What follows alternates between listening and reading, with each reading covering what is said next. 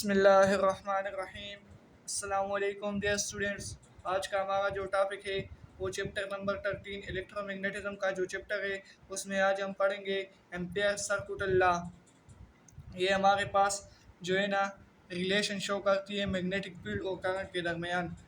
ये हमारे पास करंट और मैग्नेटिक फील्ड के दरमियान जो रिलेशन है वो इस लॉ के ज़रिए मालूम होता है। इसके अलावा ये हमारे पास एप्लीकेबल है ओनली फॉर क्लोज लूप या क्लोज पाथ या क्लोज सर्किट। ये हमारे पास क्लोज पाथ के लिए एप्लीकेबल है, ये ओपन के लिए नहीं है। तो ये इसकी कुछ लिमिटेशन है या इम्पोर्टेंस है। तो अभी इसकी तरफ हम जाते हैं हिस्ट्री की तरफ कि किसने पेश किया था। तो ये हमारे पास एक फिजिकिस्ट है, एक साइंटिस्ट था। उसने हमारे पास 1826 में पेश किया था। उसका नाम था पीटर एम्पियर्स। एंडर मेरी पीटर एम्पियर उसका पूरा नाम था। उसने 1826 में जो है ना ये लॉ पेश की थी। अभी आप इसकी डायग्राम की तरफ देखें तो ये हमारे पास आप देख सकते हैं ये एक वायर है। वायर इसमें हमारे पास करंट आई फ्लो कर रहा है। इस वायर में हमारे पास आई करंट फ्लो कर रहा है और ये हमारे पास क्लोज लूप है। इसी क्लोज लूप के इर्द गिर्द इसके इर्द गिर्द मैग्नेटिक फील्ड प्रोड्यूस हो रहा है। ये मैग्नेटिक फील्ड इसमें प्रोड्यूस हो रहा है और ये हमारे पास वायर है, इसमें करंट फ्लो कर रहा है। तो इस डायग्राम के ज़रिए हम इस लॉ को एक्सप्लेन करेंगे। तो सबसे पहले हम अगर इसकी स्टेटमेंट की तरफ जाए तो इसके स्टेटमेंट कुछ इस तरह है कि न मैग्नीट्यूड ऑफ मैग्नेटिक फील्ड, जिसमें ये मैग्नेटिक फील्ड जितना प्रोड्यूस हो रहा है इसकी magnitude of a magnetic field around a current carrying conductor, the magnitude of magnetic field around a carrying conductor is directly proportion to the magnitude of current and inversely proportion to the distance from the conductor. अभी हम किस तरह इसको समझेंगे। तो सबसे पहले आपने इस स्टेटमेंट को दो पार्ट में समझना है। सबसे पहले जो स्टेटमेंट है the magnitude of magnetic field is directly proportional, मतलब ये अगर इस वायर में करंट फ्लो कर रहा है, जितना ज़्यादा ये करंट होगा तो इतना ज़्यादा मैग्नेटिक फील्ड प्रोड्यूस होगा। ये इस स्टेटमेंट का फर्स्ट नंबर पार्ट है।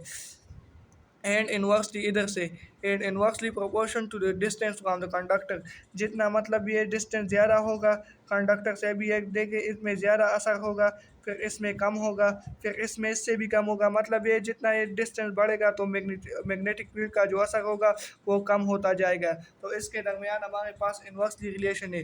तो अभी इसको मैथमेटिकल फॉर्म में हम लिखते हैं कि ये बी जो है ना ये हमारे पास मैग्नेटिक फील्ड है और ये आई करंट है। तो मैंने बताया कि magnitude of current is directly proportional to the magnitude of magnetic field is directly proportional to the apply current. तो इससे हमारे पास इक्वेशन नंबर 1 बन गया। और magnitude of magnetic field is inversely proportional to radius या डिस्टेंस। तो इसको हमने इक्वेशन नंबर 2 का नाम दिया, be inversely proportional to 1/r। अभी अगर हम इस दोनों इक्वेशन को कंबाइन करें तो इससे हमारे पास ये वाला इक्वेशन बन गया। ये आप देख सकते हैं ये वाला इक्वेशन हमारे पास बन गया। अगर हमने इस दो इक्वेशन को कंबाइन किया तो इसको इससे ये वाला इक्वेशन बन गया।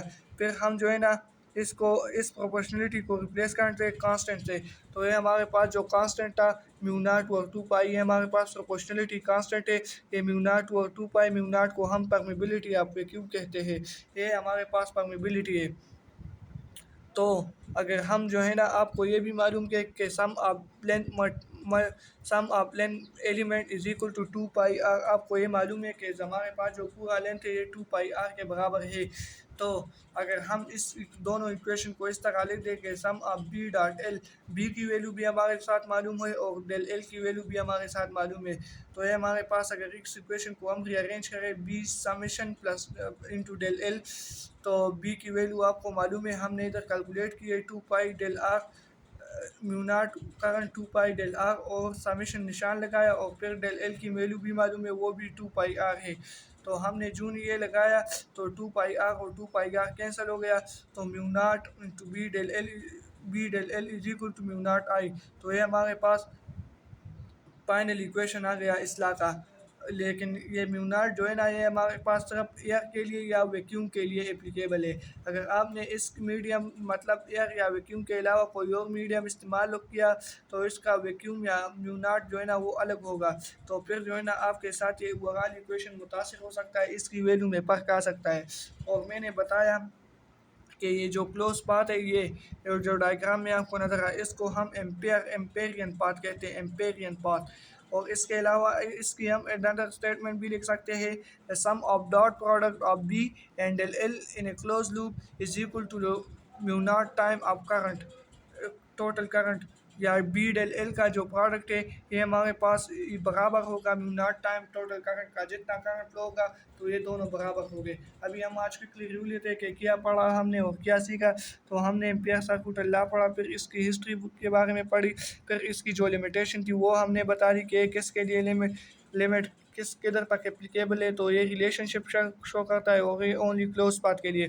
फिर हमने डायग्रामेटिकली एक्सप्लेनेशन किया, फिर हमने स्टेटमेंट लिखा, फिर इसके बाद जो है ना हमने मैथमेटिकल एक्सप्लेनेशन किया, फिर हमने जो है ना इसकी फाइनल फॉर्म को डिराइव किया, फिर हमने क्लोज पाथ किया, फिर हमने कांस्टेंट के बारे में बात की, फिर हमने म्यू नॉट के लिए कि ये ओनली वैक्यूम या एयर के लिए एप्लीकेबल है, और फिर आखिर में हमने इसकी एक अनदर स्टेटमेंट ली गई। तो आज के लिए इतना ही काफ़ी है। वस्सलाम।